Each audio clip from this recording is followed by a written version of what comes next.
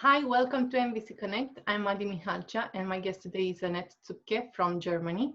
As a facilitator, uh, as a facilitator of restorative dialogues, Annett's work often means working with both sides, survivors and offenders alike, as well as their respective communities. Her passion is creating spaces where people can move through hardship for a deeper connection with self, others, and life itself. Today, we invited Annett to find out more about her journey with nonviolent communication and the path of restorative justice. Annett, welcome. Thank you so much for accepting our invitation. Yes, thank you so much for inviting me. I'm very happy. I admit I didn't know much about restorative justice before researching your work and watching the documentary you contributed to.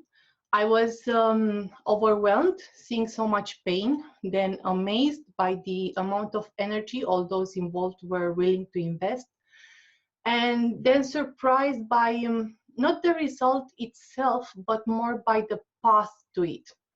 I have lots of questions about this, but I will save them for later. Before that, I would like to learn more about you and your journey with NVC. So my first question would be, how did you discover NVC, and what were you doing at that time? What was your first reaction to it? Yes.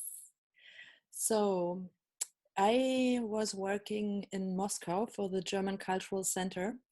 And there I was a project consultant for language schools that were sharing German all over Russia. And I was working in the headquarters of the German Cultural Center, and I realized there's a lot of conflict at work going on. And the way I learned about it is that many people of the staff ended in my office sharing their stories around how they struggle with their boss or with their colleagues. And I remember back then that I was sitting there wondering, but why do they share that with me? Is that really going to support them in creating different relationships? And so after I'd finished this work there, I thought, I now want to become a mediator. It seems like at work there's a lot, a lot of possibilities to support people in addressing their conflicts differently.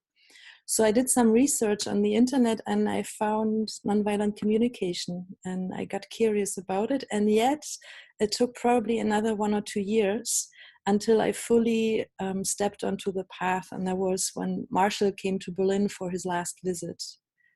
And that really got me hooked and inspired. Wow. Uh, was there a relationship you wanted to apply NVC the most? And also, what were the easiest and the most challenging parts to implement NVC? Yeah. So in the beginning, when I didn't understand that NVC also offers tools about how I can support myself, I was fully concerned about how to support others in having different relationships. And I was also actually hoping that for the family I grew up in, where there is lots of conflict and lots of separation, and some people have not talked to each other in decades. And having been the youngest born into this field, I was always in pain because I loved them all. And so I was also hoping to contribute to some of my relationships to, let's say, one of my brothers.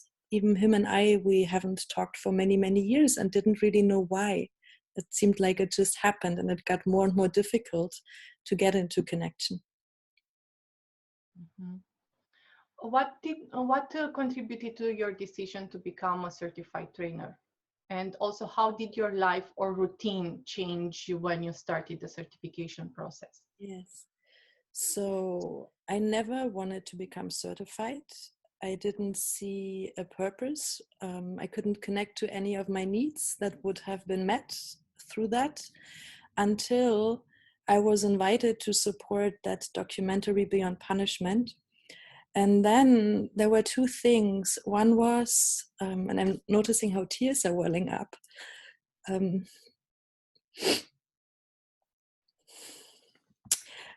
I don't think I would have met this path without Marshall and the other trainers of the community who have walked in this direction. And so for me, it was more like a sign of gratitude and wanting to show that I belong to this community.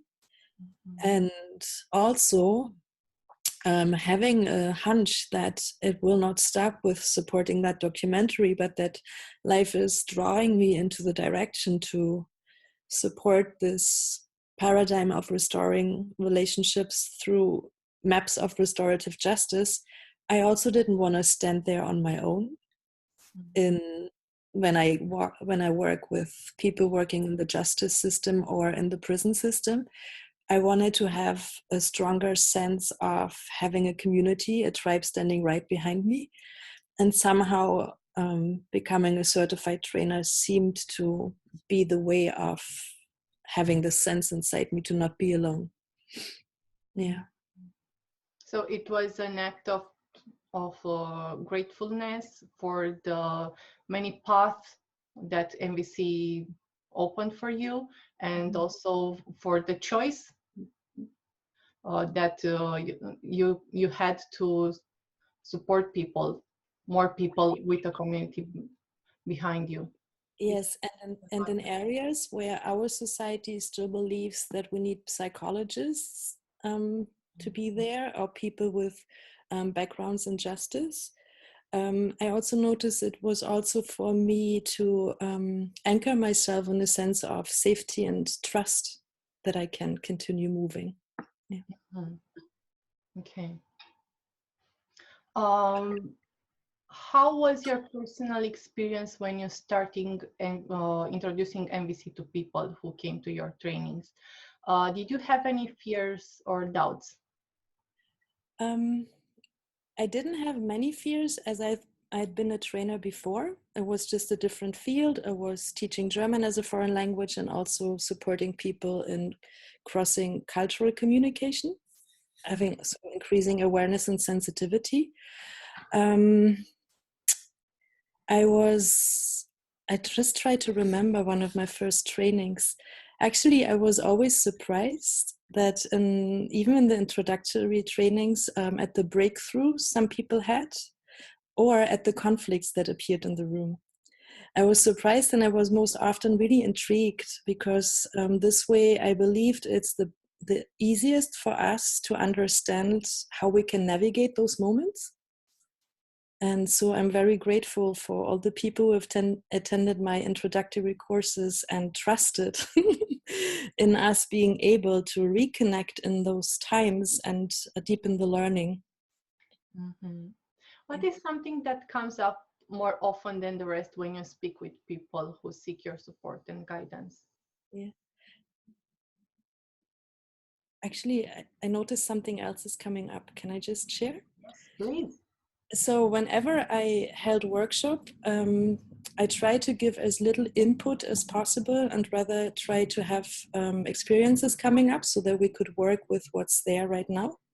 And I noticed once I had a poster hanging in my living room that gave a map of NVC, of the key distinctions, and I had friends coming for dinner and they asked me questions.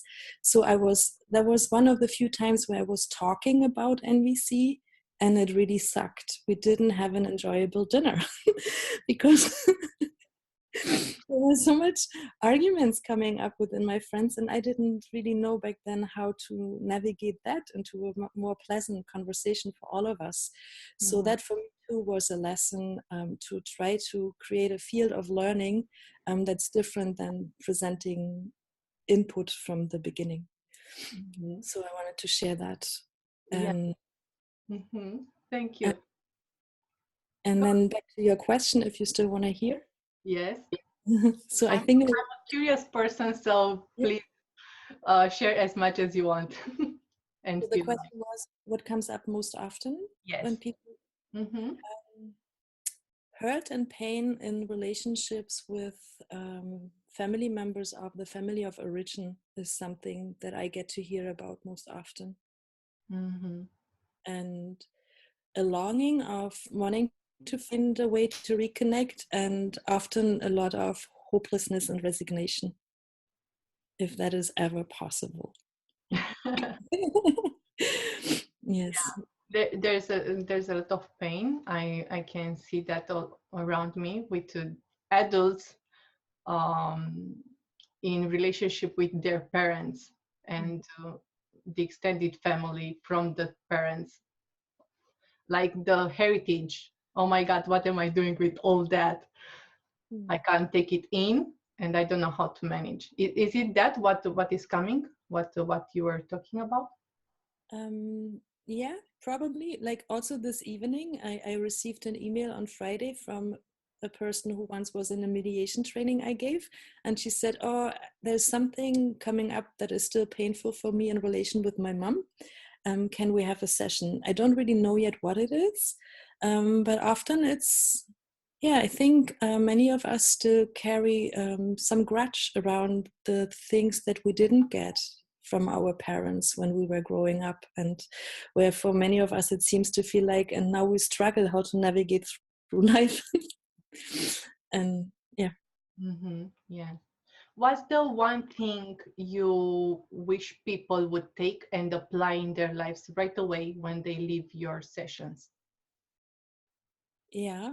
The one thing that I find still most valuable is to whenever we notice that something comes up, like a very strong impulse of that we remember it may be that we heard something that the other person was not intending to say, and that we remember to come up with the question, wait a minute, can I just check if I understood you correctly, and say with our own words what we said, what we heard, because I'm still amazed at how often it turns out that there was a mishearing, a misunderstanding in hearing.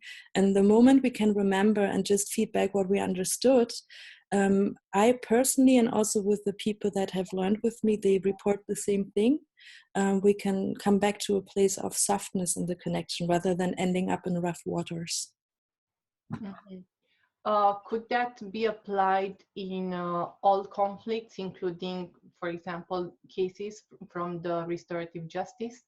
Because I see those cases as something really, really deep and really, really painful.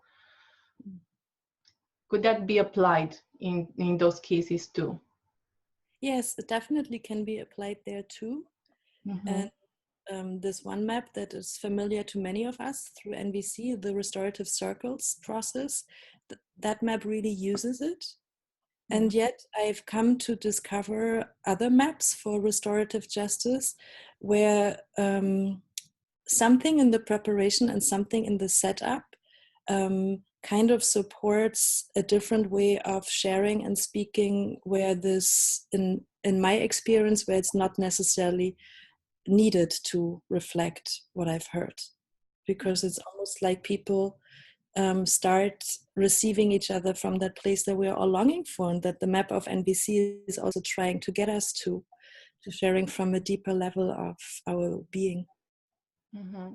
Before going on with questions about restorative justice and the documentary, would you give our audience more clarity around what is restorative justice and how you are involved in it? Yes.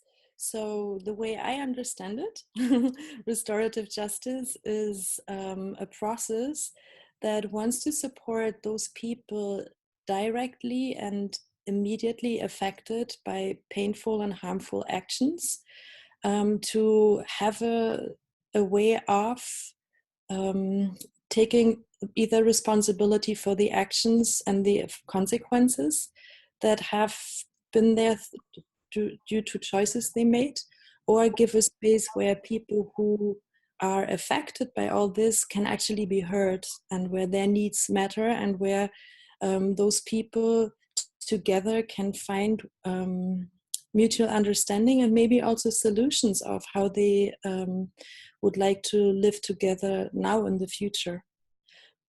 But there are also many processes where it really actually is mainly about the people that in society we largely call them victims or survivors of crimes or painful actions, where they actually have a voice and where they get an experience of being heard. As in traditional justice system, that's not what happens. The focus is on other things than that. So it's a process and a map that wants to wants to reconnect connections. Mm-hmm. Um, How can you tell us more about this documentary Beyond Punishment by Hubertus Ziegert, Mhm. and how come you were involved in it? What Yes. were Yeah. the events going to it? Mm-hmm. So, from what I understood, this idea of the documentary was born at an international intensive training with Marshall, where Hubertus was and heard Marshall speak about his work with people that have been on either end of crimes. And he was so inspired that he wanted to make a documentary about cases where, and he chose the theme of murder, um, where he wanted to document how people may meet in restorative dialogues, the people who have taken actions that cause the death of somebody, and the people who are families and friends. And so we met through a learning event with Dominic Barta in Switzerland in restorative circles. And we found out that we both live in Berlin. And so I invited Hubertus to come to our practice group of restorative circles, where we practiced, I think back then it was every 2 weeks, how to meet conflicts with this map of restorative circles. And so in the beginning, I was actually mainly his coach for empathy, besides him being in the practice groups. And then at some point, because he's been on this documentary for quite a few years, and it seemed difficult to find people who were willing to have their story shared on screen. And so he had found again somebody in Norway who was willing to have a conversation with him. And he was worried back then that he might again lose this person. So he asked me if I could come and support that conversation, or even have the conversation with that young man who had killed his girlfriend some years before that.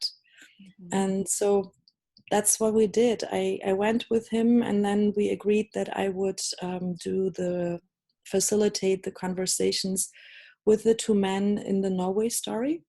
And the first question was, as none of them initiated the process, I mean, it was Hubertus who initiated the process. So the first thing was wanting to find out if this is actually something they want to do, if this is a path that they want to join. Mm-hmm. And yeah, I wait for a question. Yes, your case in Norway was just one of the 3 cases in the documentary. There is another one in Germany, in Germany, and another one in the United States. So 3 different countries and 3 murder cases. You never show on screen. And I was surprised. I was expecting to see actually the process, but there was just the people involved in the case replying to some questions, answering some questions from Hubertus, I guess. But it was really interesting how the stories evolved in parallel, almost, and how they come to an end. And based on what you've shared so far, and this bringing together of the parties involved, how they are usually brought together, and also who calls you in. What if a party doesn't want to be involved, for example? In general, not only for this documentary, but in general, how this process works in the beginning. Yeah, I just want to briefly come back. I only facilitated the conversations with the people in Norway. In the other 2, I was no longer involved. Mm-hmm. And it was an agreement that I'm not shown. And I actually, back then, I didn't also want to be seen.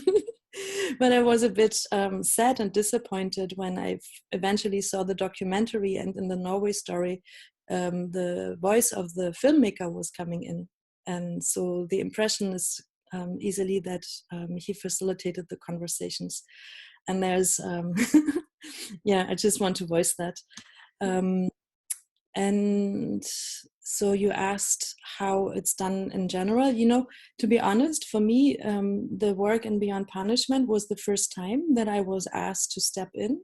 And then the second time I was asked to step in with a woman from the United States whose brother had been killed in Germany 30 years ago. By a group of armed force, or as it's called in the newspapers, by a terrorist group. And so those two are the main experiences I have in this field. And in that case, Kathleen is her name. She had initiated, she was on her path looking for a mediator in Germany who would speak English and could support her in having dialogues with people from the groups concerned. And there, it's not so easy to find the people who are responsible for her brother's death.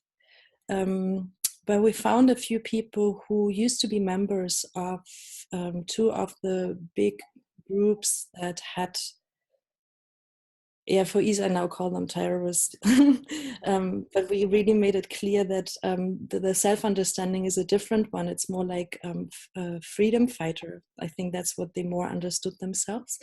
And so we managed to find, I think in the end, 4 people who have been involved, actively involved in the armed struggle. And one of them has been involved in a killing.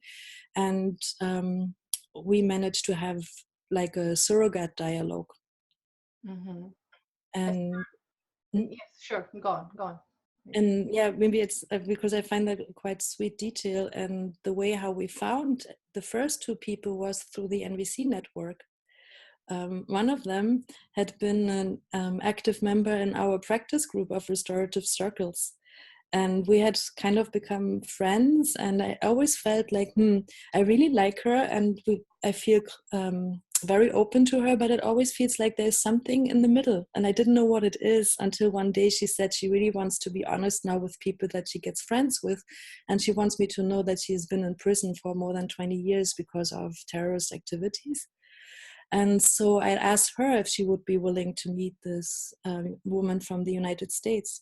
And she then found other companions from back then. And then we also had one guy who was actively involved in the NVC and politics group that was very active in Berlin for many years. And yeah. Wow, really interesting how life happens and brings everyone together. As far as I know, this story of Kathleen will be in another documentary, To Germany with Love. Yes. I guess at the time of recording this interview is in post-production, I would say, because I haven't found it on the internet.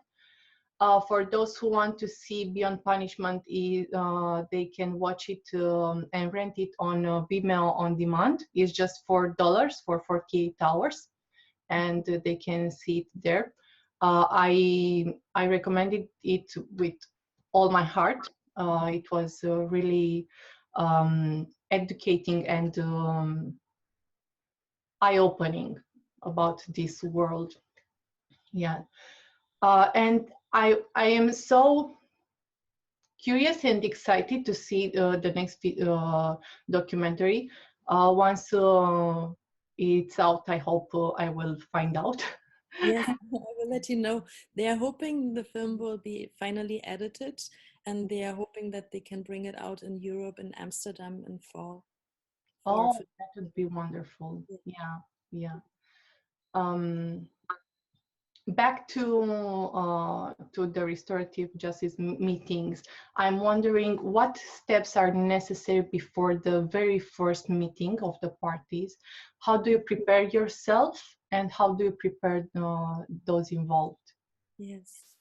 I prepare myself through lots of empathy, and not necessarily self-empathy, but really asking one of my companions on the path of NVC if they are willing to hold space for me, that I first of all can get clear of my intention and also get clear of my fears. I mean, there's still a lot of fear coming up inside me wanting to accompany people on if they choose this path. And in Germany itself, it's still, when it comes to what we call more severe crime, it's still like in the baby shoes. So it's not so easy for people, even if they have the inclination to wanting to meet the person who has done serious harm either to themselves or to a family member. It's not so easy to find their way yet to where to turn to and how to get in touch with people who can support it. Yeah, but you know what keeps coming up that I want to share? Yeah, please. Where it may not be purely restorative justice, but through walking my path in that area, I realize how many relations get shaky and get affected by crimes happening. And so I also want to just throw light at that. I once was called into a college where a young woman had committed suicide. And the class was totally shaken by having heard that. And in that class was her best friend who actually found her. Mm-hmm. And so the teacher of that class asked me if I could come because she doesn't see how she can just continue with classes, but she wouldn't know how to hold the space. So we created a circle and gave everyone the chance to share how they're feeling about what happened right now. And the best friend, she was full of anger because she was so angry at her friend that she knew that she would find her. And so she took the space to also share that in the circle. And I was a bit worried how how she might be judged by her classmates. But 3 years later, I was like, I was working like an empathy ambassador for this college for quite some years. So 3 years later, this young woman asked for a one-on-one session and expressed her gratitude that how helpful it had been for her to have had a space where she could express that. And that she now feels like her whole journey of fully understanding what has happened to her and getting into healing has just started. Wow, that's so touching. Yeah. And I would like to share one more example just to, I wonder if we as a bigger society are aware enough how often relationships or individuals are shaking, and how much more often we actually need spaces where we can openly share. And there was an incident in Berlin that was in the newspaper where a teacher was accused of having sexually abused one of the students. And one of his teacher colleagues who was working in the immediate team with him reached out to me and asked, could you come and do something with us who are in his team? There's lots of support for the children in the school, yet us as teachers, we feel totally left out. Do you have an idea what we could do? And so I offered, and I came and I offered a talking circle where we did 3 or 4 rounds and they could share. And then it became so evident and they kept saying it again and again. Wow, I didn't know that about you. And I didn't know this. And I was already getting angry at you. And so it was really helpful for them to get some things off their chest, but also to reweave their connections that through this traumatic experience had also affected them strongly. It's amazing how the mood changes in the room when people are willing to listen to the other stories. It's fantastic. Even in the documentary, for example, when seeing all the parts, all the stories, you become so aware of this pattern of life, how we are interconnected and how much we can help each other. Yes. Mm-hmm. Yeah, thank you so much for sharing with these two stories. They were really, really touching. I'm not sure where I was with my questions, but that was really enriching. So it's worth it in my opinion. Yes. Can you guess from the beginning? That was my next question. Can you guess from the beginning how much time or how many sessions you will invest in the process? I would say no.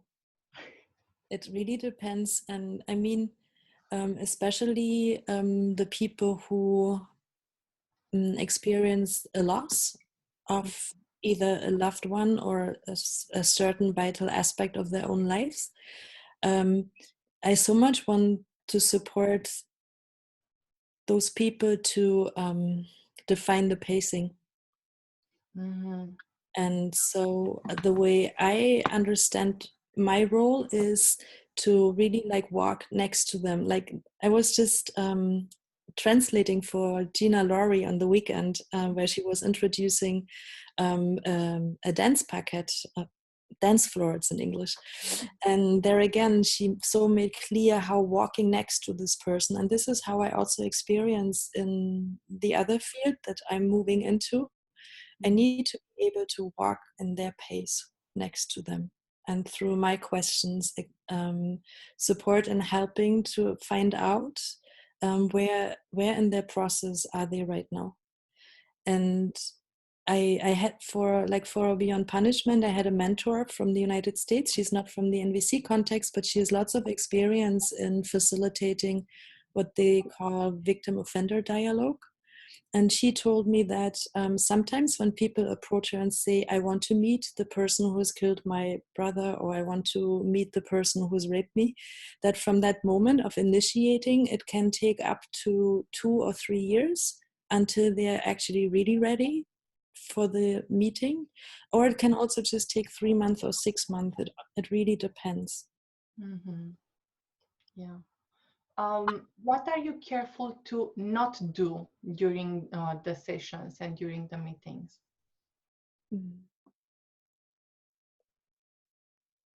To think. I was just noticing.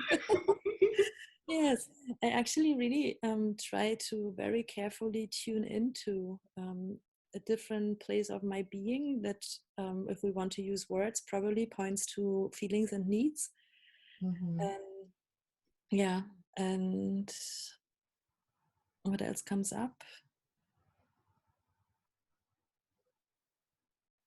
Yes, of course, all those things that we don't want to do when we follow NVC, like trying not to judge, or if I catch myself judging either of the person involved, even myself, to find a place of how to empathize with myself, to get back to this place of where there almost aren't any thoughts, where there's just like making space for impulses of life to come through, and trusting that they are there because they want to serve. Mm-hmm. And how do you recover after? Because I imagine that you invest a lot of energy and resources, mental resources, to be there present and to hold the space for everything to develop. How do you recover after the meetings, for example? Do you have any specific strategies that you follow? I was always happy when we came back from Norway, when I found out that there was a mantra singing going on somewhere. Then I would instantly go there and sing and dance, and to just come back to my body more fully. And I was always having several empathy sessions afterwards with friends and colleagues and companions on the path of NVC and restorative circles, just to be able to share everything that's been going on for me while I was holding space. And I must say, I have not fully found yet how much I actually need afterwards. I've already created in my mind, I've created a lot of space for self-care, and yet it seems like I need to be even more generous with myself. And what also helps me a lot is asking my niece if I can spend time with her children, to reconnect to this light energy of those young people with their 3 and 5 years old of age. And yes, and trying to find ways of playing with friends and really doing ordinary things that ground me in my life again. Yeah. Yeah. There's a specific question about the documentary that comes up now. I And that is a spoiler alert. If you, please, dear viewer, if you want to see the documentary, first pause the interview, because it's a really specific question. So in the documentary, there are 3 cases, and everyone is looking for some healing. At the same time, they get to this point when the healing starts without actually meeting the one who did the crime. So my question is, how come people still experience healing or closure, some kind of closure, even though they don't meet the ones who committed the crime? Yeah, I love this question.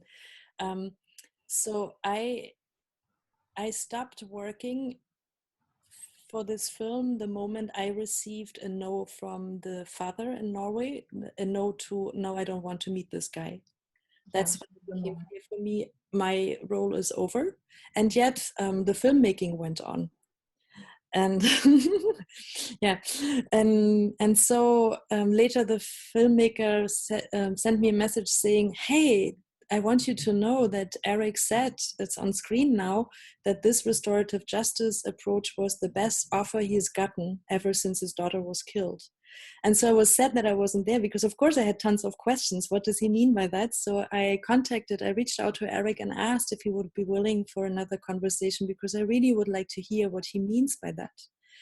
And then I learned that for him, it was so helpful to know that I was having conversations with both of them next to each other. And yet, when I was with him, I never ever talked about the other side and about the other person. He was just the one who kept using that name, and I was totally focusing on feelings and needs.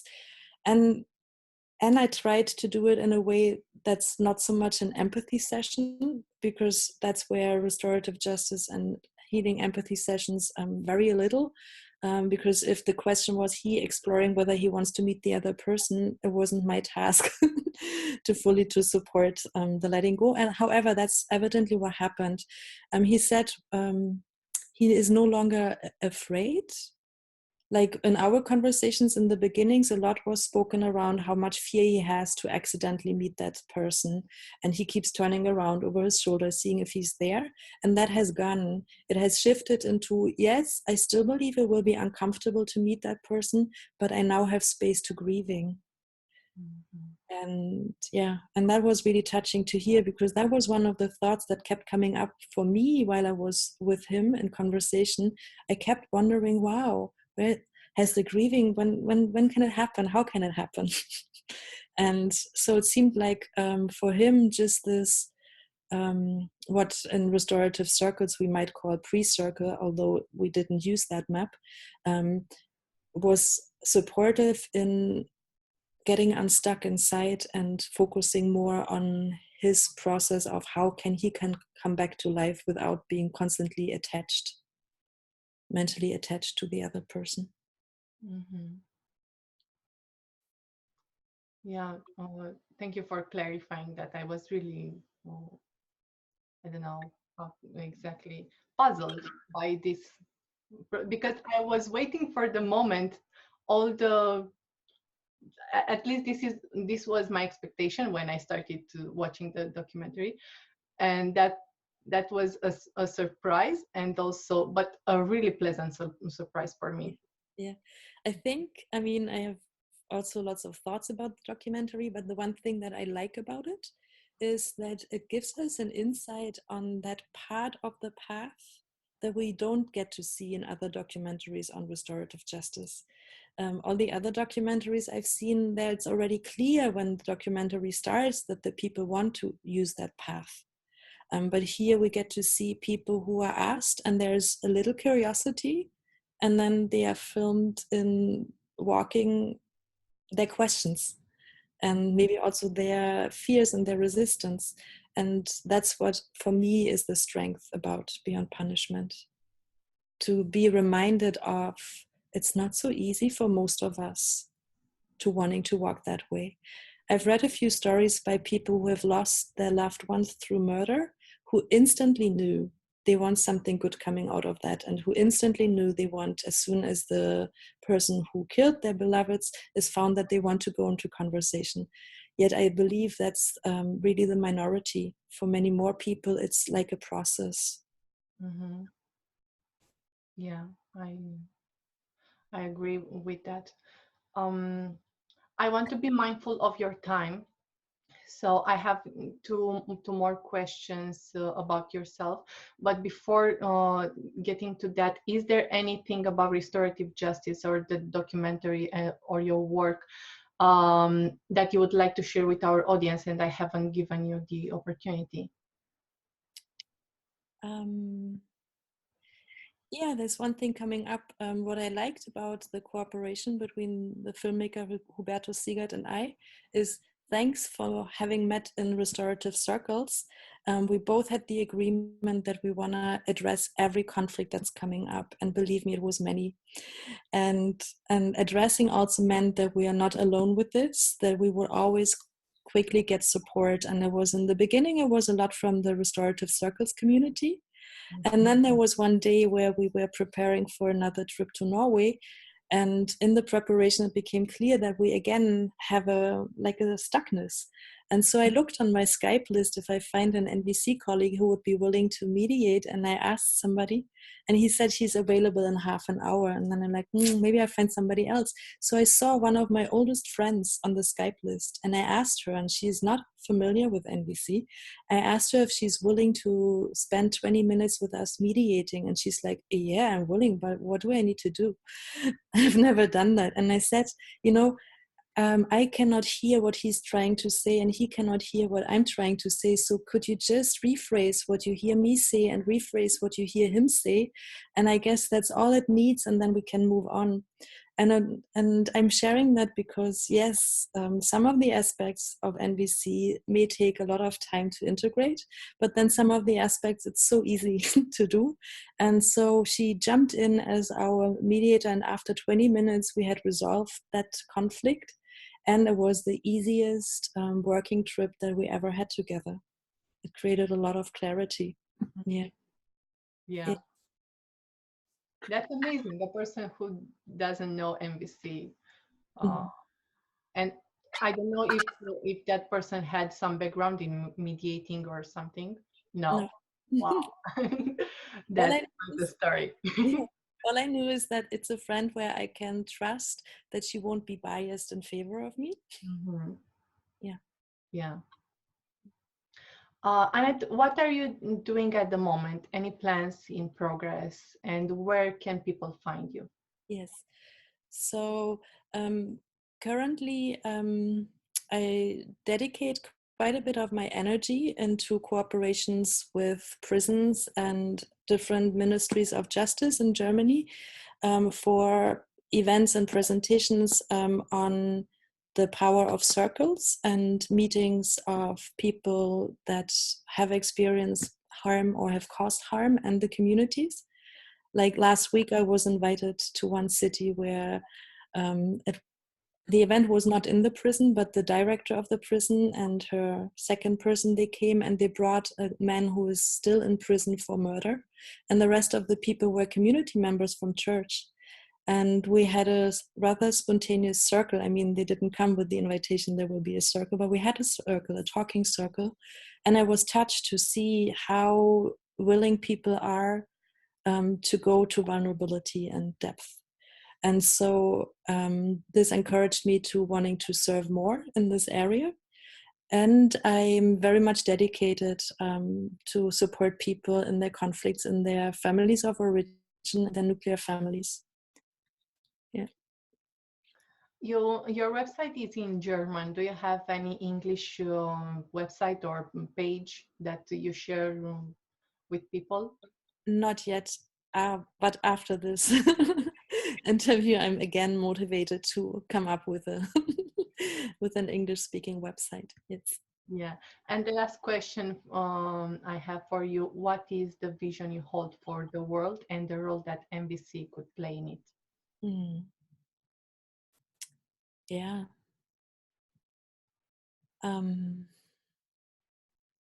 increased compassion and a return to a sense of playfulness and gratitude for being alive. And the role that I see NVC playing in it is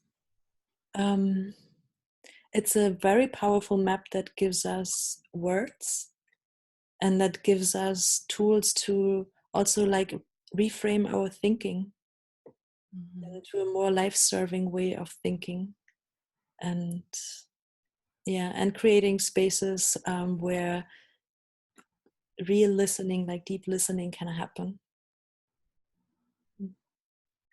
Thank you, Annett. It was such a pleasure to listen to you. I feel enriched. I hope I will see you in other contexts too. So thank you for accepting our invitation and being here with us today. Yeah, thank you so much, and also for your willingness to have me having the stories coming up, even though you might have asked something different. Thank you. I love authenticity, and what I truly believe in the power of what's coming up on the surface in any meeting. Yeah. It doesn't matter the format. Yes. So this is why I embraced your stories and what came out from. So thank you. Yes, and I want to thank you and Salih for having this opportunity for people to share what they've created through the map of NVC and inspire and strengthen our community through stories. Thank you. Thank you. And thank you for watching, dear viewer. If you like this interview, give us a thumbs up, share it with a friend, and be sure to subscribe to our channel. Check the description of this video for links to Annett's documentary and website and other details. And see you next time. Bye.